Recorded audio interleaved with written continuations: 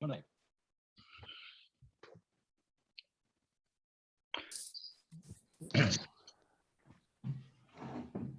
Morning, Ryan. Thanks for joining us.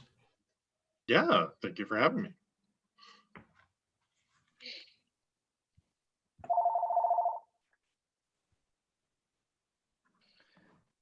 Ryan, we normally collect people until about 7:33 or so, and then President Amy gets things underway. Perfect. Morning, Ryan. Good morning.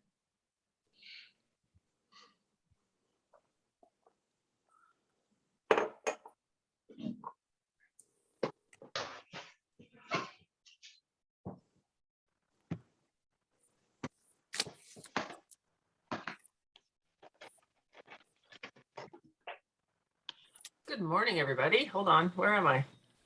There you are. Oh, there I am. Amy. Ah, there we go. All right, Amy, I'll hand control back over to you. All righty. I'll pretend that I'm awake then. Okay. Good morning. Welcome, Ryan. Thank you. What time did you finally get finished last night, Amy? Well, we did a quick budget meeting. So thanks to Renee and Dennis and Rachel for doing that too. I was home, I don't know, just before 8. Wasn't bad. Yeah. Well, I started at like 8:30 in the morning though. Oh, I don't know what's happening. I'm losing my connection. we can still see you clearly and hear you. Oh. I don't know. I lost my my screen here. Okay. Ellie, all geared up? Ellie? No? Looks like she's frozen. I think Yeah, she's she's frozen. See, I can never tell if that's me or them. It's them. Well, she's not Good frozen morning. anymore. Yeah. Good morning, Ellie. Are you eating potato chips? Breakfast of champions. That and cold pizza. I don't think she can hear us. It's under a text. Yes. Emily, think can she you hear thinks us? it's on Nod your head Facebook. if you say yes. Just not. Dennis, I see you've moved a lot since last night.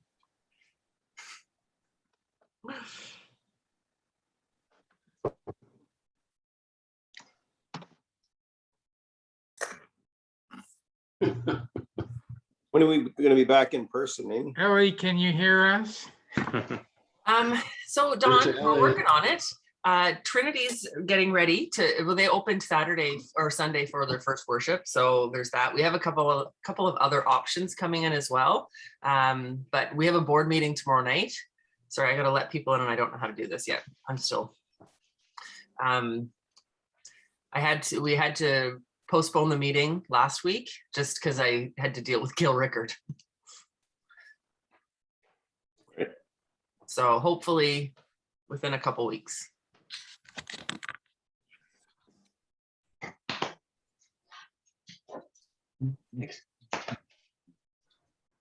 Good morning, Jen and Phil. Rachel's coming in. Good morning. Are you all healed up, Jen? Getting there. Getting there. My hand's not broken, but man, is it ever sore. Wow. And the bruise on my leg looks like a deep space nebula. Like it's got all these weird colors in it. Did you have a fall? What It's just happened to you? You should probably mention, Jennifer, that you fell off your bike. Right. So my little guy stopped very suddenly in front of me on a bike trail last Monday. And it was like I got shot out of a cannon. Run, kids. Reason number 457 not to have children. No, I'm just kidding. I love my kids. The running joke in our house is, have kids, they said. It'll be fun, they said. If I ever find they.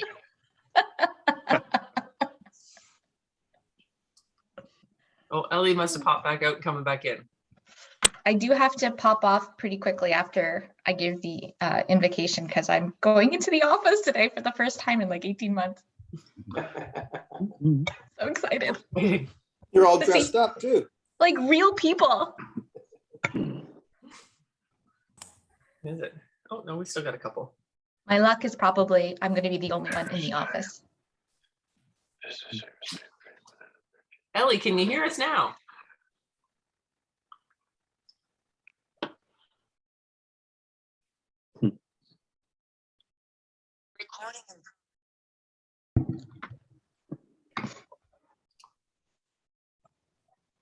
There's our answer. Hmm.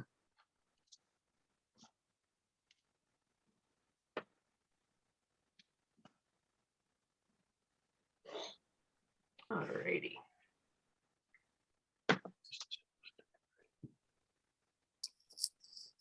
Is Debbie Morgan joining us, or is she just coming a little later?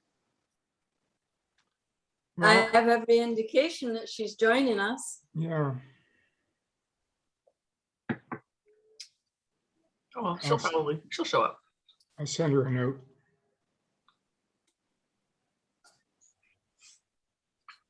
Oh.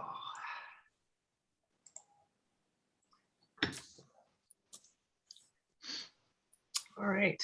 Well, I think we'll get started and then we can let people in as they come. So good morning, everybody. Morning. Welcome to the September 14th meeting of the Bowmanville Rotary Club. So here we go. Jennifer, you have our invitation this morning before you excitedly head off to the office. So this is the week that starts wrapping up in the Jewish faith, the high holidays. So if you'll bear with me, today is going to be a little Jewish history lesson. This week we celebrate Yom Kippur, and that's happening Wednesday sundown to Thursday sundown this week. Yom Kippur is related to the Day of Atonement. So do you remember when Moses came down off Sinai with the 10 Commandments?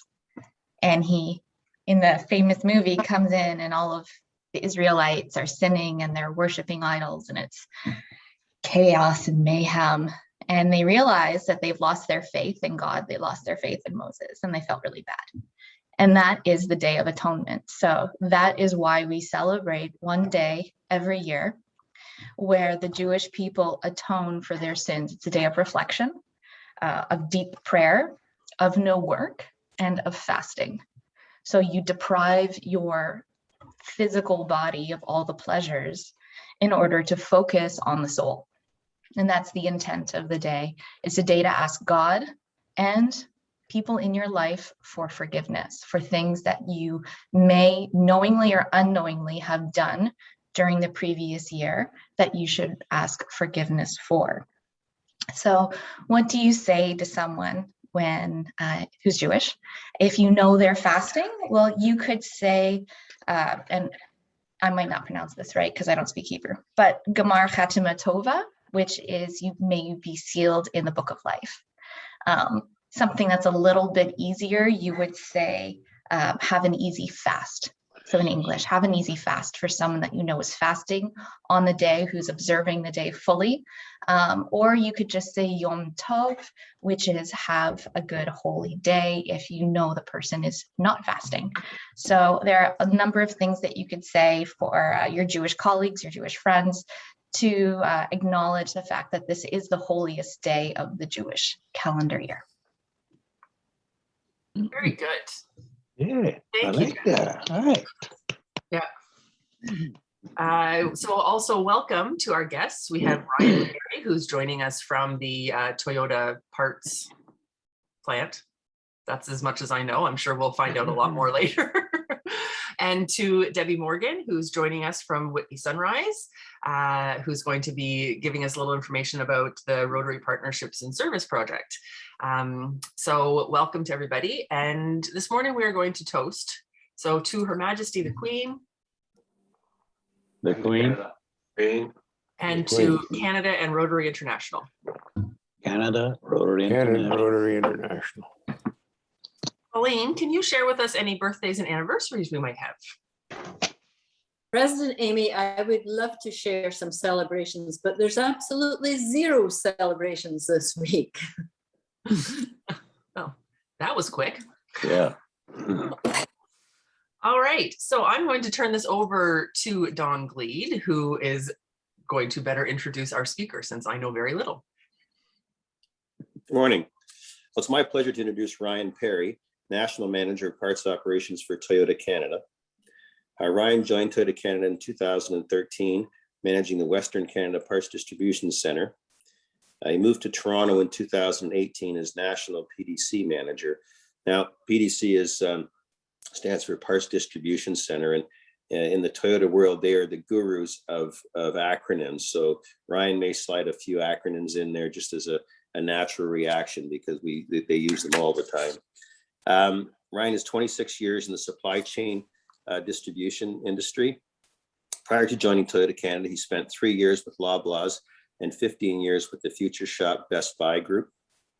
Born and raised in Western Canada and a graduate of BCIT, which is an acronym for British Columbia Institute of Technology. Ryan and his wife Stephanie are now proud residents of the Durham region. And just yesterday, I learned he's a neighbor about 3 kilometers away from me here in Pickering. When I asked him what his most rewarding thing about his new role with Toyota Canada, it was that he gets to lead the flagship distribution center for Toyota around the world. So fellow Rotarians, please welcome Ryan Perry. Thank you, everybody. Thank you, Don. Appreciate that. Thank you for having me today. If it's okay with everybody, I'm going to start off with, well, first of all, birthdays and celebrations. It was my wife and her twin sister's birthday yesterday. So there you go. You have one. So that's so we celebrated by ordering in sushi from Skip the Dishes. So, you know, things you do during COVID, right? Okay, if it's okay with everybody, I'm actually going to turn off my video so that I can then start sharing my screen. And I want to show a different video. So let's just make sure that this all works.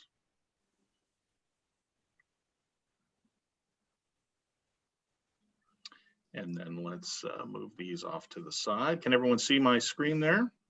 Yep. Yeah. Perfect. So what we're starting off with is a quick video. This is the time lapse of the building of our PDC. So it's actually from Lambs Road. We put a big pole, we put a camera on top, and we started taking these still photos daily during daylight hours. And you can see the construction happen. It's looking down the north end of the building. So over here on the right-hand side, if you can see my mouse, is our truck yard. This is the office space. And eventually you'll see that there's view glass that's been installed there. And this is more the warehouse area over here. I'm going to just kind of drag along here and kind of speed it up just a little bit until we get to the really good part. You can see some of the yellow insulation coming in. You can start to see the glass start to get installed very soon. And then we get into the really, oh, you can also see the snow coming in. You can then start to see some really good things like the red color for Toyota.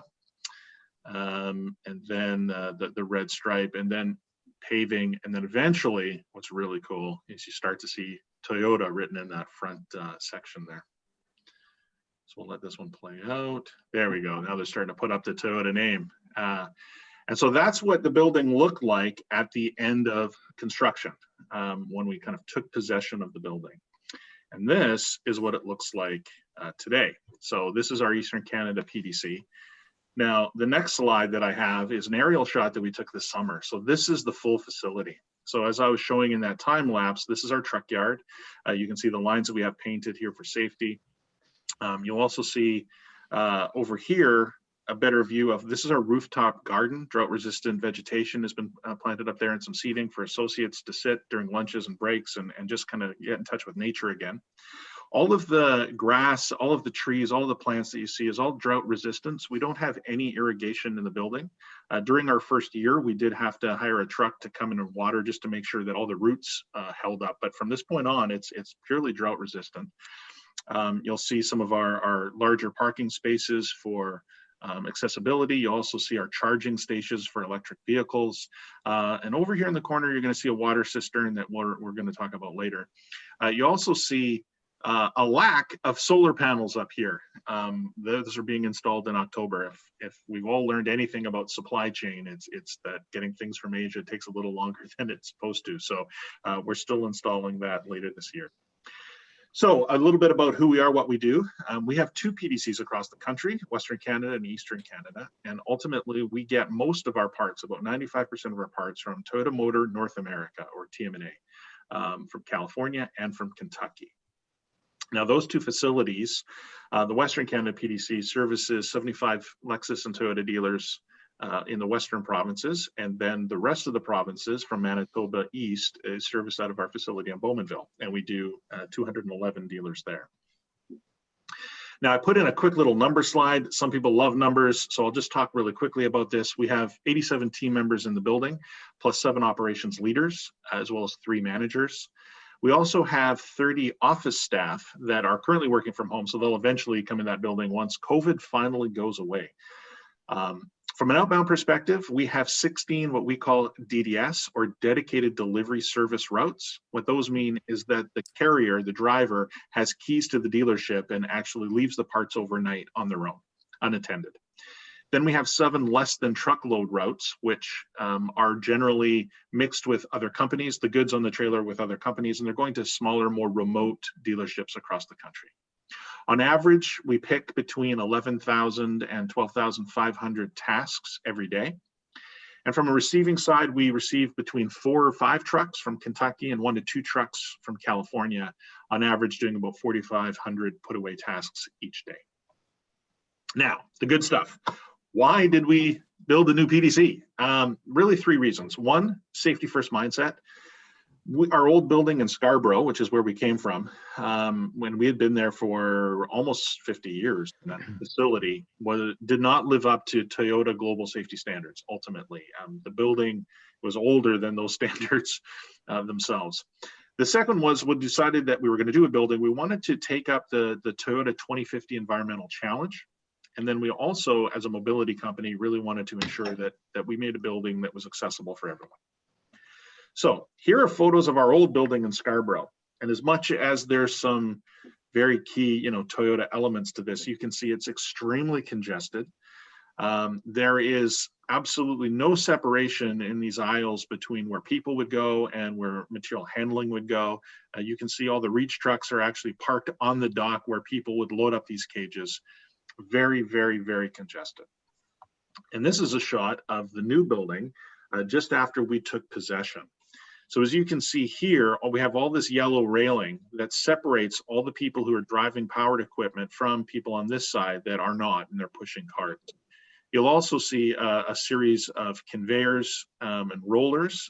These are stations where we will do deconsolidation or other things and moving of parts. You're also going to see from a safety perspective that we have 212,000 square feet of mezzanine space up here, and all of the shelving and racking up here, as well as all the shelving and racking down here, are only 2 meters tall. Again, from an ergonomic perspective, it allows us to keep parts at a safer level.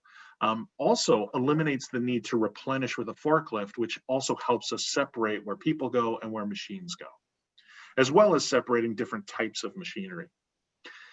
This is a shot of the building during the construction, but one of the things that we're really proud of is we try to, wherever possible, partner with local vendors. So all the racking and shelving that you see was provided by North American Steel in Whitby. Just across the highway is Nordock, and we got all of our dock levelers, trailer restraints, the trailer seals, which are these things, the trailer doors, all of that came from Nordock. And then Northern Dock Systems is their partner company in Mississauga, and they helped install everything and ensure that everything was tied into the right safety equipment with red and green lights, etc.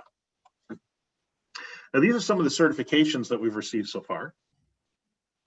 The first one is TMC is very happy because we've actually met the 2050 goal 30 years early. So this building is net zero carbon, and we got net zero carbon certification because of that. We've also received gold level certification from the Rick Hansen Foundation on accessibility. And right now, we just last month, actually not even last month, I think it was last week, we handed in all of the final paperwork for the LEED new construction certification. We believe we have enough points to get gold. And of course, now we have to wait for them to come back and let us know whether or not we officially made it, right? I think we needed something like 60 points, and I think we handed in 66. So we're expecting to be gold level certified in the LEED new construction. Now, this is our 2050 challenge. I am not going to read anything on this scene, really, so don't worry about that. But from a Toyota perspective, we have a challenge, 6 different challenges. The first 3 are about eliminating carbon, whether it's in the vehicles we produce, in challenge number 1. Challenge number 2 is about kind of life cycle and all the different things that touch the vehicles. And number 3 is about how we construct them. That's our plants and such. So this is really the new PDC is meeting this challenge right here. But then after that, it's also about minimizing and optimizing water usage, and then establishing working recycling programs, and then lastly, harmony with nature. And so that's what we were trying to tackle with this initiative. So from a net zero carbon perspective, we implemented geothermal heating and cooling. We also have in-floor HVAC systems, very large air transfer units, which are also an energy recovering system tied back into the geothermal system. We will have that rooftop array that's being installed, also water cistern for stormwater. The view glass, which I mentioned earlier, I'll talk more about that, and all of it being run by an advanced automated building system, a computer system that kind of automates all the processes. So from a geothermal perspective, at a really, really high level, it helps us reduce the need for fossil fuels. It helps us cool and warm the building by putting, in our case, 25 kilometers of piping inside our property. Some of which go down 600 feet, believe it or not, in these loops. And then a fluid is inside those loops, and ultimately the heat from the earth warms that fluid and then helps us heat the building in the winter. But what we discovered in this process is it's just as important to ensure that we condition the air in the summer so that we can take the heat that's being generated from above the ground and put it back into the earth so that we can keep that cycle going year after year after year. We don't permanently pull the heat from the building, or from the ground, I should say, not from the building. The next thing was our in-ground HVAC, or the it's called raised flooring. I think, I don't know if I can get rid of this thing, probably not, but it's kind of changing the titles. I apologize for that. But there's about 18 inches of space between the concrete slab and the actual office floor. And in that, all of the traditional ductwork that you would have for HVAC, as well as all of our wiring and plumbing and all of those types of things, are underneath the floor. That allows for a much better breathability. It ensures that, you know, hot air is taken away from small vents in the ceiling, and then it's brought through these air transfer units. It's conditioned, and then it's pushed out through the ground, which means that people have, and you can see right here, a vent at everyone's workstation that kind of allows them to control their own temperature. But also in the case of COVID, you know, of course, we didn't know this at the time we designed it, but this is actually really state of the art. And when I show you the next slide, well, let me just show you the next slide. This is the air transfer unit, and they're filled with these huge filters that help clean that air and make sure that everything is healthy for our team members. Now, these are not photos of inside our building. This is just photos of different air transfer units that I grabbed from their website. Next, we have a water cistern on property, which I'm proud to say that since we opened up the building, we have not used a drop of city water to flush a toilet or a urinal in the facility. The cisterns we have are 25,000 liter capacity, and basically between the rain and the snowfall allows us to capture and reuse 325,000 liters of water every year. Now, the solar array, I'm not an expert on, mainly because we haven't fully installed it yet. It's one of these things that we're kind of waiting to get completed. It's going to take up roughly 1/3 of the square footage of the roof. So it's actually quite small considering. And that's going to help us offset the net zero carbon goal, like offset some of the usage that we're doing and provide some of the energy that we need to help run the building. The specs that we have is, 965 kilowatts and 1153 megawatts, and I don't know yet exactly what that means. So maybe talk to me in a year and I'll be able to tell you more info on exactly how that system actually works. View glass. So what view glass is and it's controlled by its own computer system, but it auto dims to help reduce glare and also make sure that the greenhouse effect that you get of the sun coming through the glass doesn't warm the building and cause you to overburden your HVAC unit. So this is a photo that we took from the View Glass's website. So this is not our space as well, but it shows the 4 different levels of the tinting. So as the sun rises in the morning, the glass is almost clear, and then it slowly tints as the sun gets more intense, and that helps keep the temperature inside that office area at a consistent level. It's very, very effective. It's also great because there's nothing worse if you've worked in an area with big windows when it's really has a huge glare. So that helps with that as well. Last, this is the Harmony with Nature from our 2050 challenge. This is a photo that was taken before we started construction. You can see Lambs Road and Haynes Road and where the PDC now is in this area here. Of course, our storm pond will be down here. What was really important to us is that we tried to minimize the impact to waterways and ecosystems. So there's a creek that runs in that property. In fact, it goes over to this property over here. So we needed to make sure that was still maintained. We widened and increased the size of that stormwater pond. We've also made sure that all the vegetation that we planted in that area are, as I said before, drought resistant, but also popular for pollinators. So we're trying to really help native bees, encourage monarch butterflies and things that help pollinate, because we know there's a bee shortage around, and we want to make sure that that continues. We also have the Toyota Trail. So we donated to the city the area between Haynes Road and Lambs Road, and that's complete. So there's now a trail that goes along the north edge of the property. The city is going to then create this trail that connects into the existing trail over here. They do have a timeline on when it's going to be completed, and I honestly can't remember when it is. I think they've been delayed a little bit as well. But eventually it's going to tie into the existing trail, which our team members are really excited about, because we literally have some of them that live in this division over here. So they're going to be able to walk to work, and they're really excited about it. Outside of that, we have outdoor seating, we have bike parking and walking, and what was really important for us as well is that we know that this is going to be part of a larger technology park, which means that a lot of the green in this picture is going to go away eventually. So we wanted to make sure that we maintained as much of it as possible. From a Rick Hansen Foundation perspective, we also got, as I said before, gold level certification. And I got some photos here on some of the things that got us that certification. The first one you can see is all of our meeting rooms have Braille on them for the visually impaired. The photo in the bottom is of some of the office space. Now, every single, every single one of those desks is telescopic. It's a sit-stand desk that can be fully controlled at multiple levels. It can actually be pre-programmed to different heights for use by anybody. Our podiums that we have in our large boardroom also are telescopic and can be adjusted for people in a wheelchair, for example, or people who's extremely tall. It can adjust as needed. Our hallways are extra wide. You can see in that photo on the top. We've also got things like the rounded railings. We've got like a strip here that designates the beginning of a ramp. A lot of detail into ensuring that the building is accessible for everyone, including just the main entry itself. All the doors are extra wide. There's great panels for accessibility to open doors, coat rooms, washrooms, this cafeteria, the water fountains. All of those were designed with accessibility in mind.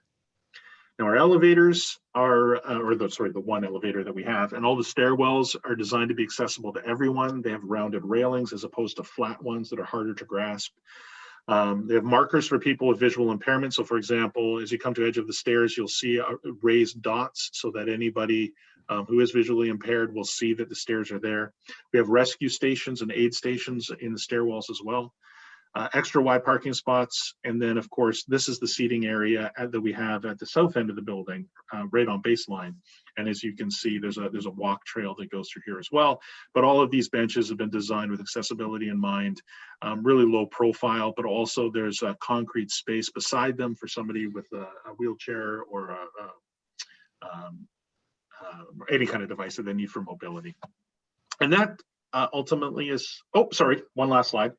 We had our virtual grand opening. We had plans for a much more intense grand opening, but unfortunately due to COVID, we had to postpone it. So we did a virtual opening back in December, and it was attended by everyone in our network. So our team members, our dealers, some business partners, and other Toyota affiliates around the world. And that is my presentation. So I'll maybe open it up to any questions. There must be, Ryan, if I can get you to stop sharing your screen so I can see people.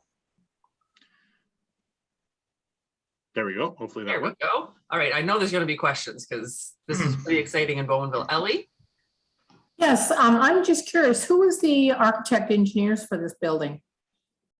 Oh, that's a great question. The architect engineer, I don't know. I'd have to talk to Sean. He would know for sure. Leeswood is the company that did the overall construction. And they had engineers involved too. But we had a lot of consultants, especially when trying to understand how to do things like geothermal and things like, well, one of the biggest things I didn't talk about, for example, is we have R30 insulation on all the walls and R40, I believe, on the roof. And that helps considerably. But yeah, as far as the actual, I don't remember the actual architectural company. Okay, Sorry about that. it just looks very familiar to me. Chris Christodoulou. Hey, Ryan, this building seems to be fantastic. It seems to have covered all the bases. How did the design come about, and who had the vision to incorporate all these features in the building? Lots of people. So in a true Toyota fashion, we have something called Nemawashi, which is consensus building. So one of the things that we did, unfortunately, I was not allowed to be part of that trip, but they went to Spain and they saw what was the flagship at that point. So Toyota Japan, or TMC, they had heavy influence in the design of our building and what we're trying to accomplish, especially from a safety perspective and what we're trying to do from the 2050 challenge. So between seeing, or what we call Yokoten, seeing from other facilities around the globe, other Toyota facilities, as well as talking with Japan, I did get to see the new facilities in Australia. I also did some what we call Genji Gambutsu, which is, I went to Chile and saw some facilities down there. And then we also hired some consulting companies to help us understand some of the things that we didn't know, especially in the net zero carbon space, which is pretty new for us. So it was a collected vision. Obviously, our executive team at Toyota was very supportive of everything we were trying to do, as well as the executive in Japan as well. So I hope that answers your question. I wouldn't say it was just one group. It was a pretty large group of people involved in the design and concepts of what we're trying to accomplish. Great, thanks. Joe, and then Wayne. I see you too, Wayne. Yeah, I have a question for Ryan, and then just a quick question for Don. Ryan, what was it like for you, as somebody who was intimately involved with the construction of this thing?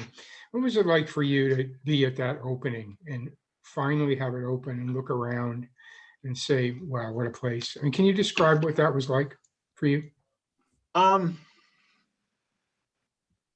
lot of relief, I'll say, first of all. What we didn't account for is in the middle of this move, we'd have COVID.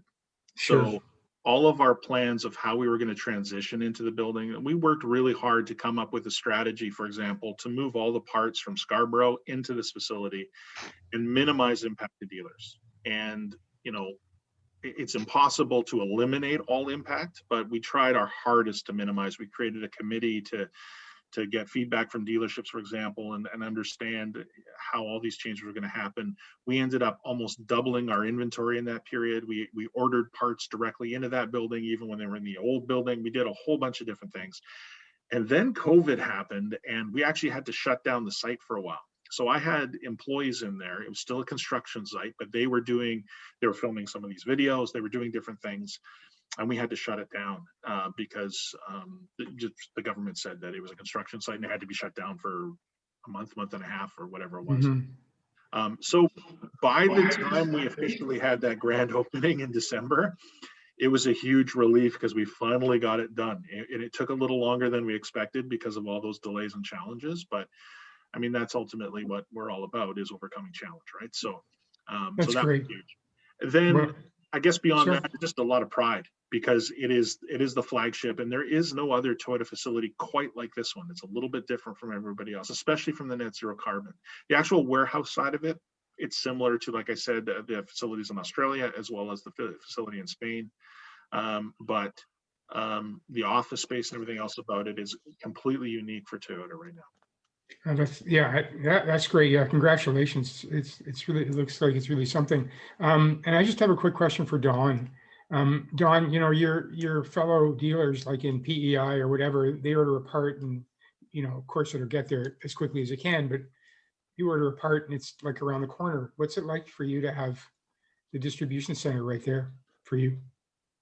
Well, it's great from a visibility standpoint, but we have to remind our customers that if we tell them that their car needs a widget and that part isn't on our shelf and we have to order it, and we say, well, we'll have it for you tomorrow, and they said, I need my car today, can't you just send somebody over to there and pick it up? And we're not, they don't allow, we used to be allowed to, this just talks to quickly about the element of how important safety is to Toyota.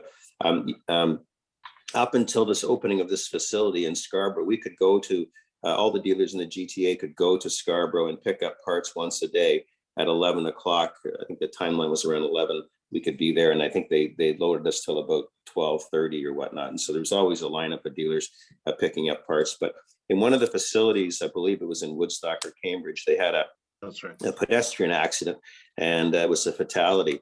And just from somebody walking on the property that wasn't a TCI member, I understand. From then on, every Toyota facility across North America had changed how they allowed people on the property. And so all dealers, from when we opened the new facility, we were only allowed our overnight delivery period. So we thought it would not transition that well at the beginning because we were accustomed to going every day, but in fact, it's been pretty seamless. So it's, and what Ryan said about operating both facilities at the same time for a short period of time, honestly, it was, as a dealer, you really don't care about their problems. I'm not being smart when I say that. All you care about is, like, I got parts, I need those parts, I need them today. And I don't care how they get here. Send them by a pigeon if you have to. Just get them here. And honestly, it went far smoother than we ever thought possible. So we're all pretty impressed with how they did it. And I just want to say one other thing. Ryan didn't touch on it, but again, it talks about the safety of team members and whatnot. They have a track that goes around the upstairs of the whole facility, and it wraps right around, and it's it really is a track. It's a four-corner track, follows the exterior walls of the building. And on the second floor, it's not accessible to anything but itself. And it's used to move people, team members, from one end of the building to the other without having to go down on the floor, and to increase their safety. But it also doubles as an indoor fitness track when people are on their lunch breaks and whatnot. So it's used apparently quite regularly for that. But I've had the privilege of seeing the facility twice. And believe me, it's not just a pretty big box. Very good. Wayne? Yes, Ryan, I've got two questions, and they are customer service related. The first one would be, what would your backorder percentage be on any given day when you're servicing your Toyota dealers? And the other one is, what is your service commitment to your dealer body on an emergency item ordered, regardless of where it's sourced globally? So our back order rate right now is I'm hearing a feedback there. Our back order rate right now is not where we want it to be, for sure. The pandemic is having an impact on sourcing parts from around the globe. Our commitment is to have a 92% face or fill rate, which means that any part that's ordered, for example, that Don would order, we'd have at least 92 of 100 of them inside that PDC right there in the moment. And then the other ones, for example, there's some parts that we don't even carry. They're slower moving parts. So those would be sourced from TMNA directly, for example, in the US, I should say, directly. And then those can be flown, depending on its size and whether or not it can be transported that way, it could be flown. So in an emergency situation, then some of those rules do go away. We have something called vehicle off-road or VOR, which is a process that we can escalate things. And depending on where it's sourced, then we can act and try and find a part and get it as quick as we can. Now, sometimes, I'll give you an example. If you're missing like a piece of glass, like a windshield, right? We don't send that FedEx no matter what. It's never going to make it. So we pretty much have to wait for that to come by ground. And so sometimes there's a lead time impact to that, depending on what the situation is. So, but I will say, unfortunately, right now, our service level is not where we want it to be. It seems to be the same as all the other Toyota facilities in North America right now as well. But it's really struggling right now, as getting parts from overseas is very, very difficult. And more of even our domestic suppliers actually have, whether it's components or raw materials, are coming from overseas as well. So even if a part is made in Canada, or let's say the central of the US, they still might be waiting to get materials from Asia in order to make the part. I hope that answers your question. Yeah, thank you, Ryan. Great. Well, thank you very much, Ryan, for joining us this morning. I sincerely hope, and I think the whole club could agree, that once we get out of this, we're hoping that maybe there's a tour in the future. Sure. Yeah, absolutely. Once it's safe and we're kind of open up to do that. Right now, we try to keep, for the most part, people out of the building just for the safety of our team members. But yes, once COVID is gone and life is normal, then yeah, we can absolutely set up a tour. Absolutely. Perfect. Thank you so much. You're more than welcome to stay on the call with us if you'd like. If you've got things to do, we understand that as well. But again, thank you for joining us. Okay. Thank you. Thank you, Ryan. All right. Let's turn this over for a few happy bucks. Is there anybody that has any happy bucks? Or could I maybe ask Camille, could you put your camera on for a second? Do we have anything to show? No? Steve? Yeah, we're here. Oh. There's Oh, hey, now we're talking. Welcome, Caleb. Hey, So those Mom. of you who didn't see, Camille had her baby last week. He just had his third breakfast, so he's a little out. Well, welcome and congratulations, Camille. Thanks, guys. Steve? Oh, that's hard to follow. Wow. Yeah, for cute. My happy buck is we've got our second annual virtual Terry Fox run happening this weekend. So if you can, get out and, as they say, try like Terry one day your way. If you can raise a little bit of money, that's great. I'm pleased that the team that me and the boys from the Sully, myself, and the rest of the boys from the pub put together have so far raised $5,639. In no small part because of Tori's mask creation, but quite a bit of money raised. So that's my happy buck. Very good. Can't wait till next year when we can actually run down at Memorial Park. Yep. And hand out water. Yes. Anyone else? I do have, hi, good morning, everyone. Morning, Leah. Just have a happy buck. We were hoping to run an in-person tree planting this fall, but we're looking at a curbside pickup on September 25th at the Darlington site. So I can share a link with everyone in a moment. And if you're looking for something to do with the family, we've got black chokeberry shrubs for free. Pickup from 10 to 12. It's a registered event, so I'll share the link. And if interested, we'd love to see you. Perfect. Thank you. Excuse me. Okay, so I think if there's no other happy bucks, we'll move along. Pauline, can I ask you please to introduce our fellow Rotarian? Yes, this morning I'd like to welcome, and it's lovely to see you, Debbie Morgan. And Debbie is a Whitby Sunrise Rotarian, a 25-year veteran of the club. So it's really nice to have Debbie here. And what she's going to do for us today for our community report is give us sort of a refresher for many of our members, because they will remember Partners in Service from, I think, probably almost 20 years ago. But Debbie took over a couple of years ago and has breathed new life, let's say, into it. And so Debbie's going to tell us exactly what Partners in Service is, and who, what, where, and why.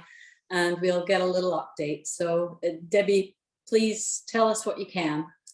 Okay, good morning all. Yes, no, Partners in Service was started in the early 2000s by Ron Murdoch. And it was started, he started it because there was a need for equipment. And as you know, equipment for I think the first equipment we bought was a heart walker. And I remember when we did it, and we had this little boy who was 4 years old, and he came to our club and he stood up in his little walker and he walked for the first time. And it was just absolutely amazing. And that equipment was like this little tiny walker was like $4,500, or they went from like $4,000 to $10,000 for this piece of equipment that families just could not afford to purchase. They, they just had so many other expenses with having a child with special needs. So that's really what got it started. And Ron went across Canada with it. I'm not doing that. I took over actually from Dawn's brother, Derek, in 2018. Derek was running for a regional councillor. And I said, Derek, if you run for regional council again, I will take over the Partners in Service. So that's kind of how I got into it. And so since 2018, what I've been doing is I've just been concentrating on the Durham region. And we've sort of pulled a few new things into it, in that we're actually moving used equipment as well. So we've been able to buy hospital beds for not now, but a few years ago, for very inexpensive prices, and then put them into homes instead of spending, anywhere from $2,000 to $8,000 on a hospital bed. We purchase them for a couple $100. But so we've done a lot with the used equipment, and then we have new equipment. At the present time, for this year right now, I'm sitting with 11 requests. I have 5 clubs in the area. So I have the 2 Whitby clubs, I have the Oshawa Club, I have Pickering, and I have Ajax involved in the partnership. And we look at, so I have $28,000 worth of requests right now. And what we do is we look at each of the individual requests and we see how we can help them out. Partners is we're the last, like if somebody's putting in an application, they'll ask for money from different organizations, and we're always sort of the last one. We say, find out where you can get your most money first, and then come to us at the end, and we'll see how we can help you out. Any of the people that we help right now, actually, of my 11, 9 of them are from Grandview Children's. So they range in age from 10 months old up to, I think my oldest one right now is 14. And the requests, they range anywhere from $500 up to, my largest request right now is $6,400. I have a little boy and a 3-year-old in Pickering who needs hearing aids, which are like just shy of $5,000. So those are the types of things that we get, for walkers, hospital beds, Hoyer lifts, activity chairs. Some kids, we help them with speech therapy. And so that's sort of it in a nutshell. I basically vent them all, and then I go to each of the clubs, depending on the amount that we're looking at, and ask them if they can help us out. My budget, last year, I used to have a budget of about $20,000, and because of COVID and the lesser fundraising, my budget right now is about $8,000. But I can usually get it a little bit more if I need it. So that's kind of it in a nutshell. I'm going to ask you if you have questions for me. Yes, quite a few. So Debbie, you said there's 5 clubs involved. Way back in the olden days, there was other organizations involved. Is it entirely Rotary now? Now it's just entirely Rotary. And I'm not sure, like when I took over, it was just Rotary at that point. So we're at one point it was Lions and it was Kinsmen, but we're not going to those different organizations. Ron, when he was doing it, was retired. And I don't know if any of you remember Ron Murdoch. Wonderful, wonderful man. And it became his full-time job. And so anyone who's taken it over since then, we've all had full-time jobs. So it's more just about, trying to, I'm telling you, when you're looking to collect money from 5 different clubs, it can take me months. So it's like, no, I'm not going after all the other organizations. It's just too much work. So that's why we just turned it back just to Rotary. Exactly. So Debbie, how does a Rotary club become involved? What would be the financial commitment? You know what, each club is going to decide themselves how much they're willing to spend. Oshawa Club has just come on board. It's taken them a bit of time to get organized this, within, from July on. And I find that in July and August, I really don't get a lot done until all the clubs decide if they're on or they're not. And so they've come on and given me a commitment of $3,500. So I know over the course of the year, I can go to them and they have $3,500 that's in their budget. Now they might turn around once I've spent that and say, oh, you know what, we maybe can help. What I do is I have it all set up on Trello. And so I put all the information on there because it's all private information that's sent to me, password protected. So I put it in there. So it stays private for the families as well. And so I put something on and I asked different clubs to join in. If it's a small project, like I have a few that were small projects this year, I didn't go to the 5 clubs. I just went to one club and said, I'll split it with you. Usually Whitby Sunrise is involved in every single donation that is done. So the first one I did this year is $465. Our club did it. The second one I did was $705. I split it between Ajax and myself, just because it's easier than getting 5 checks for a $700 donation. Just makes it easier for me and gets it done faster. So if the club's interested and they say, okay, well, this is probably what our budget's going to be, then I know, and I try and have it. I mean, right now I have 2 requests for Curtis. I don't have anything for Bowmanville at the present time. I have in the past, we had a request for a wheelchair last year. So it just depends on, where the requests are coming from as to who we're helping. So you will get requests from any place, and regardless, like recently our club has not been involved, but you would possibly get requests from Bowmanville and answer those requests? Yep. Mm-hmm. That's wonderful. So if our club became involved, how do we decide what we funnel through Partners in Service? And do we retain some stuff ourselves? Do all our requests, because we get quite a few over the year. So would we answer some of these requests ourselves and just come to you with the big ones, or how would we do this? Well, I don't. Do you know what you're spending on an annual basis on buying equipment or helping families out?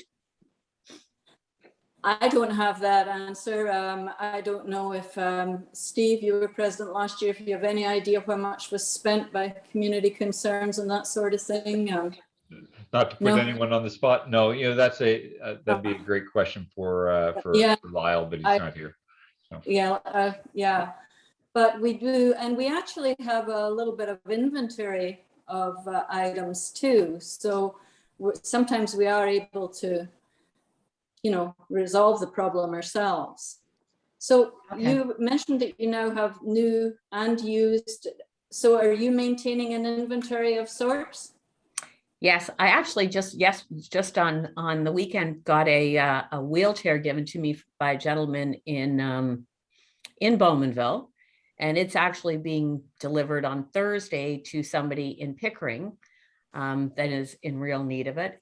We do get some equipment in.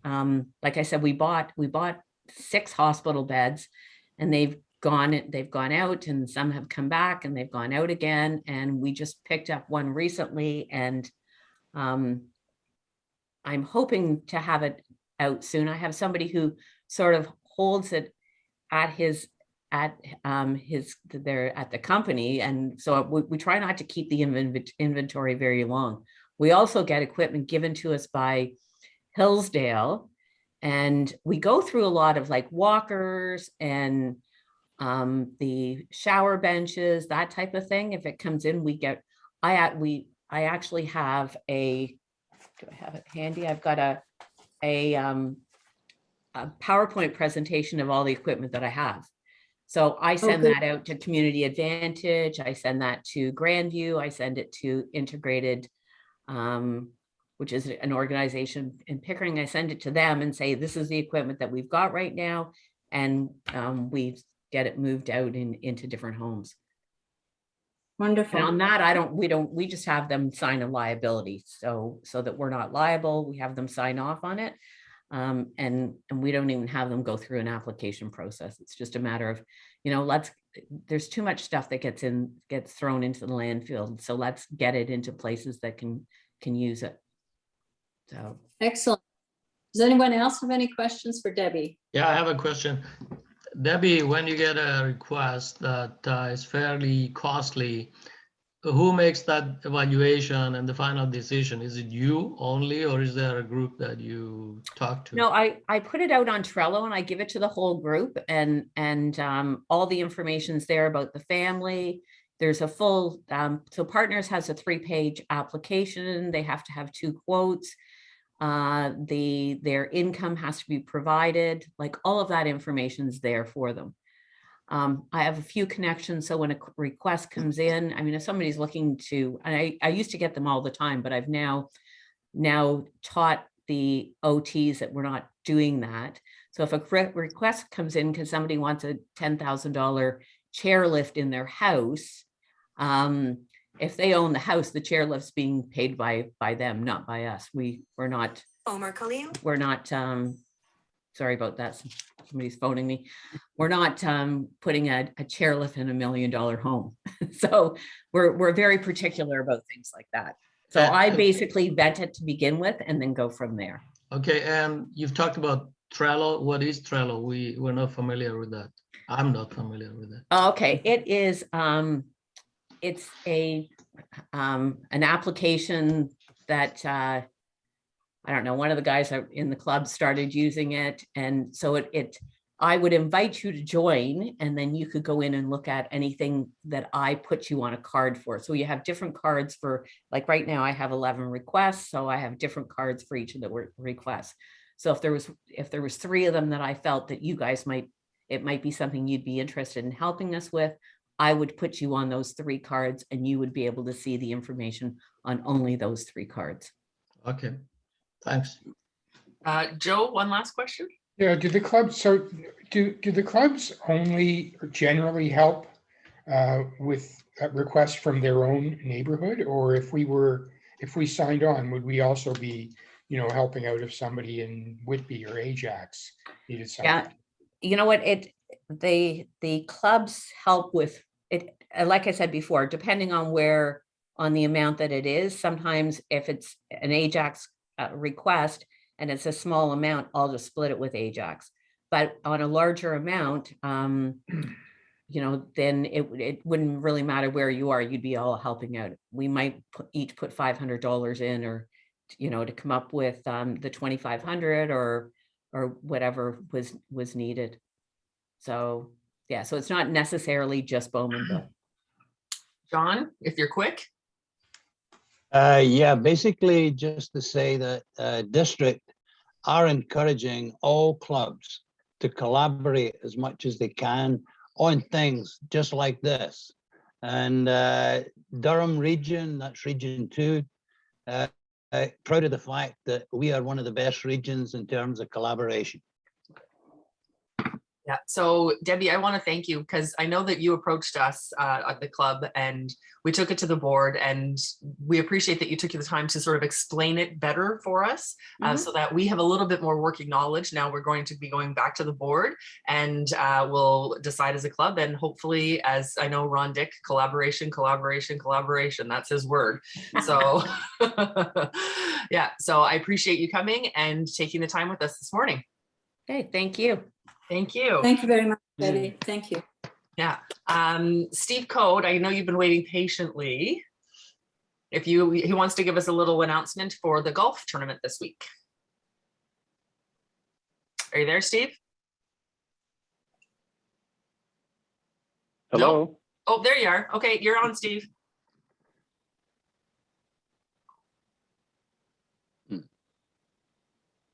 Steve? We can't hear you, Steve. Okay, on the off chance we do get Steve back. Are you there? Oh, yeah, we can hear you now. Okay, sorry about that. Anyways, a quick update about Thursday's golf tournament. It is a go. It's a first time, of course, for a long time. We do have 48 registered golfers. All the final information is going out this morning to the captains of each team who has registered. So tee times, when the dinner is, all that kind of stuff.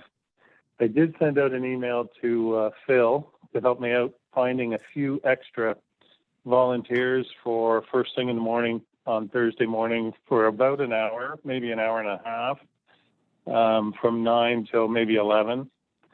And then we need 4 extra volunteers, let's call it 4 to 6 volunteers to spend the day. We have 3 hole-in-one holes, 2 $10,000 holes, and 1 car hole. So we do need 6 volunteers.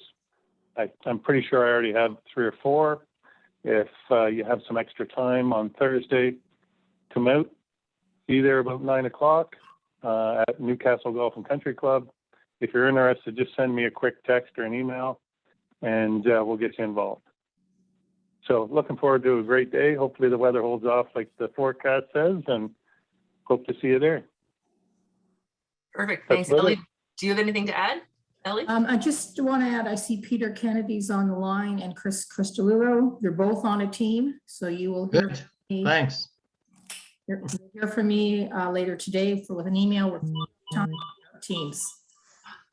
And I don't know if people saw in the chat that Lloyd put up, he's got an extra ticket. So if you know of anybody who's looking to golf, not I, but I will be there for the day doing whatever you tell me to do, Steve. We'll see if we can fill that spot. Is there any other announcements? Anybody else has? I don't think so. I just want to remind everybody, we do have our board meeting tomorrow night. Thank you again for allowing me to move that. If there's any other agenda items, please send them to me and I will get the agenda out probably this evening. Yeah. Ellie, you have our quote. I do indeed. My phone went to sleep. Give me one sec. Okay, the quote for today. Sometimes I really want to ask, what happened to the truth? Is it out of fashion? By Michael Jackson. That's my quote. There you go. It's sure. Apt. Sweet. Yeah. Yeah. All right. Well, thank you everybody for joining. Like I said, I know we talked earlier, we are looking to getting back to in-person. So we'll see what the next couple of weeks have to do. But yeah, I look forward to seeing as many on Thursday as we can. It's nice just to, we had a Durham President's meeting last night and, you know, they're talking about just getting together and how nice it is to actually be with people. So we're really looking forward to that. So if there's nothing else for the good of Rotary, then I will call this meeting to an end and we'll see everybody later. Okay. Thanks, everybody. Have a nice week. Bye. Thanks, everyone.